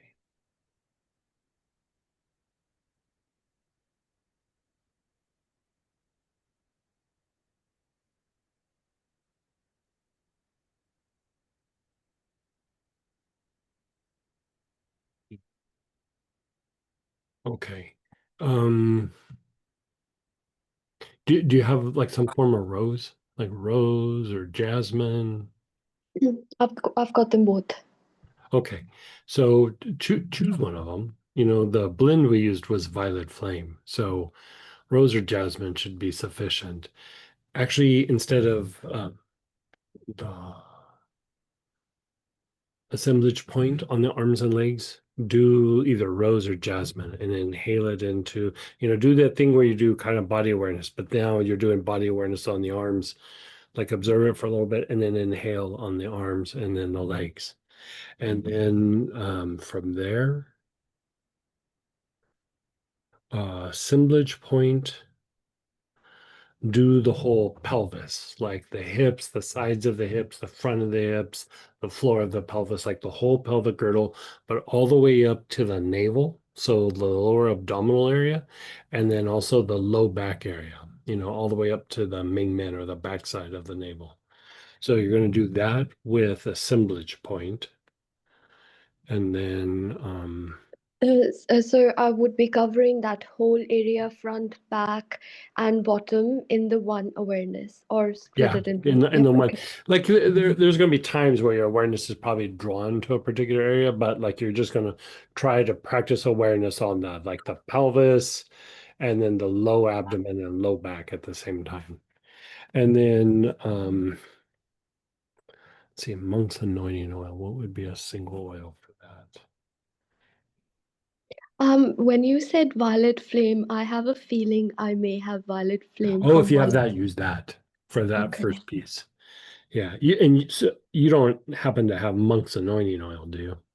Unless it's in the Auric programming. No. No, it's not. I don't know. It's not. No. I'll look and see what it's been in. but- Okay. Well, how about for that? Just use like one of your frankincenses and do the abdominal area. And then from there, emotional release. Do you happen to have emotional release? Probably not. Maybe that's a maybe. So let's again, let's have you use rose here. And you're going to do the chest, the upper back, the mid back, and your sides. Like so, you're just you could break it up into pieces, but do your chest, your upper, and the middle back, and then the sides. Along your ribs with the rose, and then Yeah. the last piece. Um, So mana is what we use there, and that is in the Auric programming. Yeah. I think it's for light or something.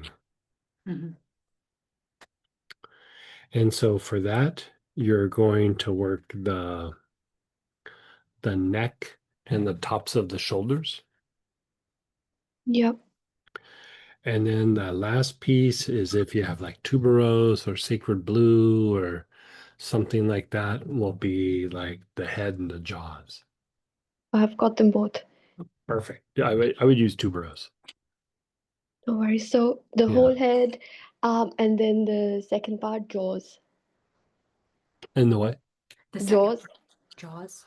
Well, you do them all, but make sure that you get to the jaws a lot. Yeah. Yeah.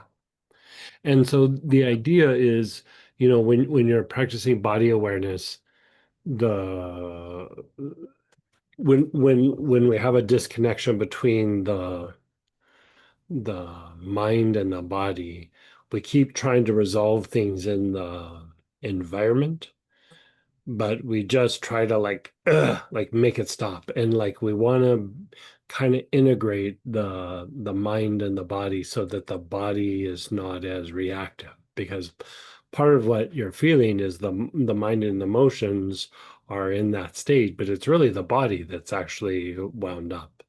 And so this kind of helps to go through and calm the body down. And it's part of the process for all of us is to break out of the influence of the physiology, of the body and the physiology. And so even when we feel emotions, until the physiology has been really refined, our heart might get big, but it only gets so big because it's limited by the physiology. And so at some point, when we step out of intellect and go more into the intuitive mind, you kind of start going past the senses and past the body, and you begin to experience more of that astral component. And in that, the heart becomes much more activated. It's very regulating to the physiology, and it will calm and clean up the mind. And so that whole idea of the body mapping was starting like the prep work for like deeper levels of angel work and deeper levels of being able to step out and be able to begin to experience the astral realm or the astral body influence.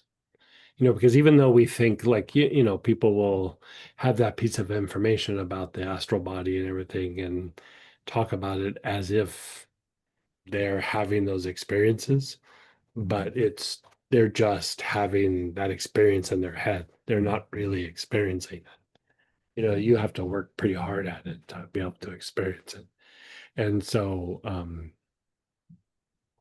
like when you look at these kinds of reactions, it's the instinct, the instincts are overreacting, there's triggers, there's all kinds of things. And, you just need to keep calming the body down and connecting the mind and the body. Otherwise, you're just always chasing something. You're just always chasing something. Yeah. Like I always say, like the intellectual component, like when we're constantly looking to the outside to try to resolve it that way, is like we're always chasing our tail. Like you're just always chasing your tail, because even if you get it resolved in the moment, it's going to happen again as soon as you take your attention away.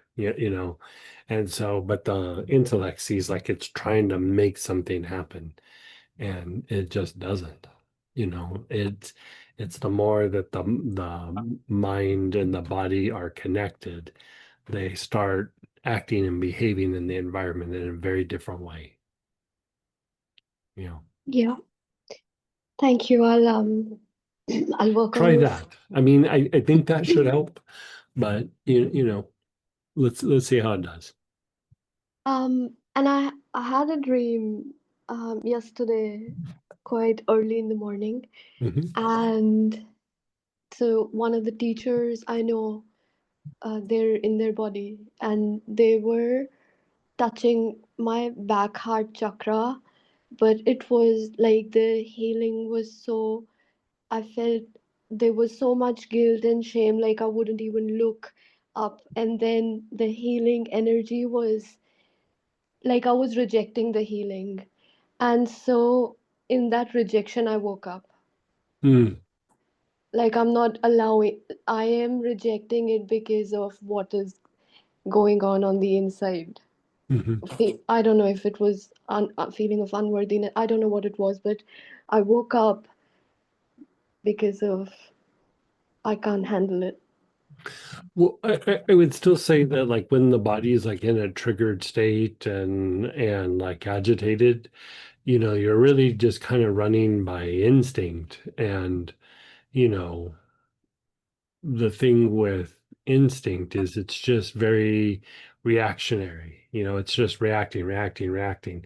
And we say intellect, but there's part of our physiology where it's doing a repetitive pattern, it's maintaining it, and it also just kind of defends that repetition. And so a lot of times what you would see as like not being like receptive or like rejecting something is still it's like an untempered physiology and like just the byproduct of it is the mind can get chaotic. And so even that, you just keep tempering everything down and then the mind kind of follows. Yeah. Yeah, it's more probably physiology than like a choice you're making. It's more of like a reaction. Yeah, but it sucks because life depends on it. The future kind of depends on all these little decision makings, which are Sure. just it would be better if it's more Do the organized. part where do the oils, but also just do the part where you like feel something in your body. And even if you look out at situations and then come back and feel it in your body. Yeah, keep doing that. I will. Thank you so much for that. You're so welcome. And then we have some chat questions as well. Let me. And guys, if you have other questions, feel free to raise your hand. Happy to answer those for you. When I eat too much sugar, would taking cinnamon internal help the body handle the excessive sugar? Hmm. So like you're just like you're having a spike or you have a blood sugar issue, like what's happening?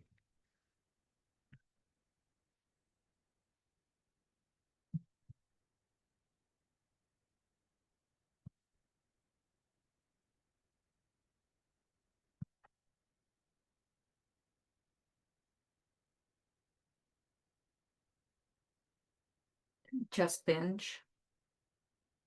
But like what's happening in the body? You're just trying to offset the binge, or is there like something happening in the body or Yes. Just offset the binge, I think is what they were yesing to. Oh, they said body shaky. I mean cinnamon might help a bit. You know what I would do is start taking fiber, like start doing fiber, like what is it, the soluble and the insoluble, Mhm. like get fiber that has them both in there. And be sure to drink plenty of water when you do it, but like do it after, just do it once in a day and do it like after a meal. Like part of what's happening is your digestive system is processing sugars like in a like erratic way. Cinnamon does help to regulate the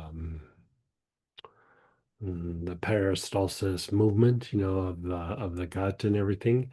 But like the more that you do like fiber in the diet, like drink it after like dinner or drink it after lunch or something like that. Um, in a short amount of time, It's not that it will drop your blood sugar, but it will regulate your body's processing of sugars, and it will reduce those spikes, because what you're talking about, like with the shakiness and everything with a binge, is it's a response to a spike in the sugar. But also, if you do the fiber, it most likely will reduce the craving, so that how like you get like a hunger pain or something, or like you get that binge, like, oh, I'm gonna eat a whole sleeve of these cookies or whatever it is, right? The more that the peristalsis is functioning properly, and uh, the fiber, you're using fiber, the even that urge usually goes down. And so, for one, you could handle the sugar more, but two, you probably won't binge like you did. Um, They're saying the craving is emotional. yeah. Mm.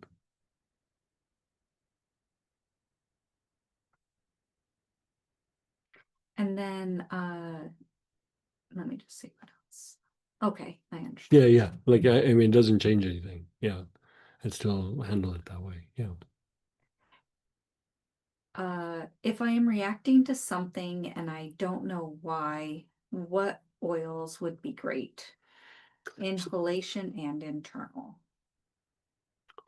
Um, I take it it's something that's happening outside of you.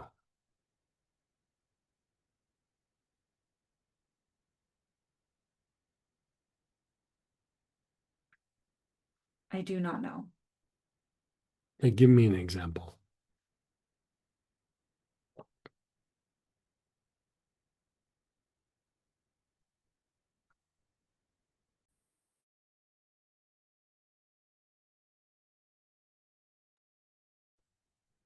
Woke up very needy. Hmm.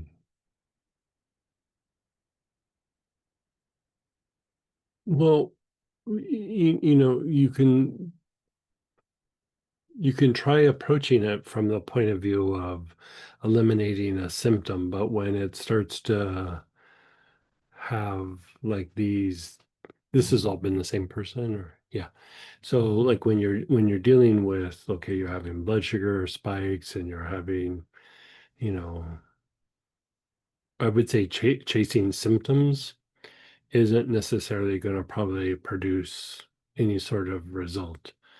The kind of that thing that I was talking about, like where you feel it in the body. So that's one thing, but part of what you're doing there is you're addressing vagal tone. And some of these things are, the vagal tone is basically the body's ability to go to rest and repair. But we have areas, systems in our body, processes in our body that might be overly stimulated. And the more that you go through and address these things, the more that your body um, responds to any sort of treatment, and a lot of times doesn't actually even need further treatment. And so I would say going like deeper into vagal tone, part of what people call emotions, a lot of times are homeostatic emotions. They're either something's going on in the body, or you're still responding to something from the past. And eventually that can turn into like a kind of dissociation, where you disconnect from the body, and there's a disconnect between the mind and body. And so then when the body's having like triggered states, you don't even really like put two and two together. And so emotions just can be rising up, and you're having no idea. And so you know I would go through and do some general vagal work, and then I would go through and do like deeper levels of vagal work. um you know Vagal tone associated with pain, vagal tone with like what you're describing the immune system, the inflammatory response. Uh, They're asking what oils. well, there's three now. We've done three of them, right? So there's three classes called Tuning into the Divine Calm, which are free classes. And so you can just go and download them and start working through. And, instead of just trying to chase a symptom, we just methodically go through the body. The one we just did last weekend, which was Tuning in the Divine Calm 3, focused a bit more on the immune system and the inflammatory response. So, I mean, you might even want to start with that one and kind of go deep on that one. What for emotional pain? Yeah, like it's all intertwined. Like in your mind, you're differentiating and you're looking at them separately, but they're not. Yeah, they're not at all. Yeah, Okay. yeah. And then I think Robert, they said thank you so much. Mhm. And I think Robert probably posted at least 1 and 2 up on the site because I don't Oh, have good. 3 Yeah, yeah. yet. Very good. I mean in the chat, Right, right.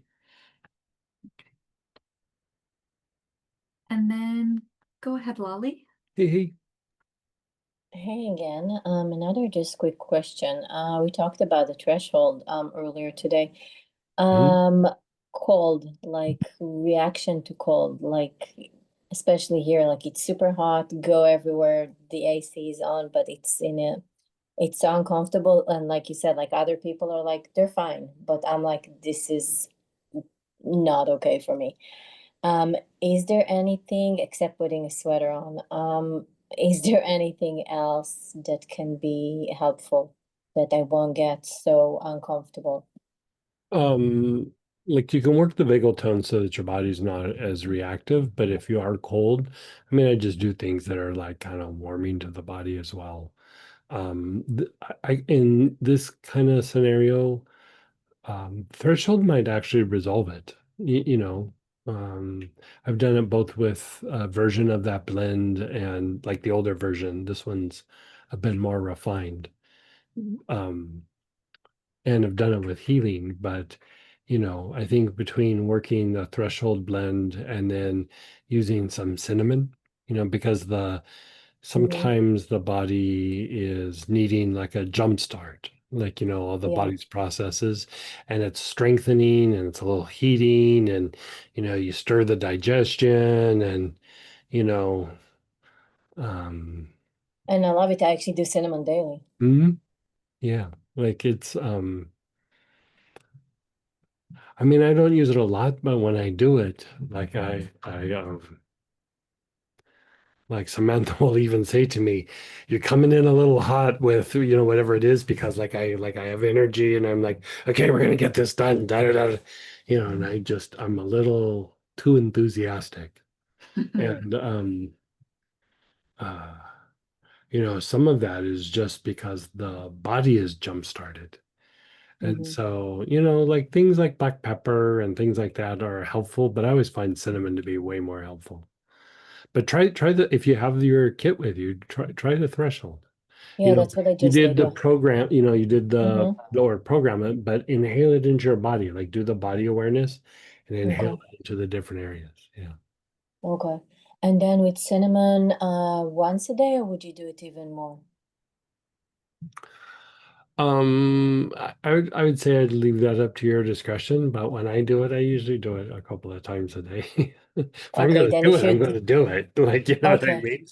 Okay, because sometimes I'm debating, so it means I need it. And then another cinnamon question, if I take liberation, would you still do cinnamon like you would do once a day, like liberation maybe, and the other time Maybe just cinnamon? reduce the cinnamon a little bit, but like, because Okay. that has some good cinnamon in it, but I mean, it's got other Okay, things too, but like, exactly.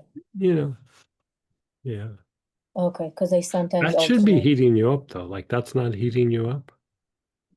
No. Maybe stop that for a couple of days and just do cinnamon and see what that does for you. Okay, because I tend to alternate between them, but I'll go back to doing cinnamon, yeah. Try And try the then cinnamon for a bit. And for something like that, because just before I traveled, I realized I might not have enough. Would cassia do the same thing? Oh yeah, totally. Okay. In fact, Because that's what I've been using is I oh, just looked around and grabbed whatever cinnamon I had, and that happened to be cassia. And because like I put I've used it 3 or 4 times this week, and I'm like, God, why am I not doing cassia all the time? Or okay, because cinnamon or whatever. so I tend to do that, and cassia I put in my bag because I don't. Okay, perfect. Thank you so Hmm. much. I'll Hmm. try those. Thank you. Thank you. And then go ahead, Priya. Hey, Hey, firstly, in the meantime, I just did Violet Flame on my arms and legs, and already, um, it feels much, much calmer. yeah, like for you to be able to experience more of, I don't know what you want to call it, astral energy, the astral realm, the astral body, whatever.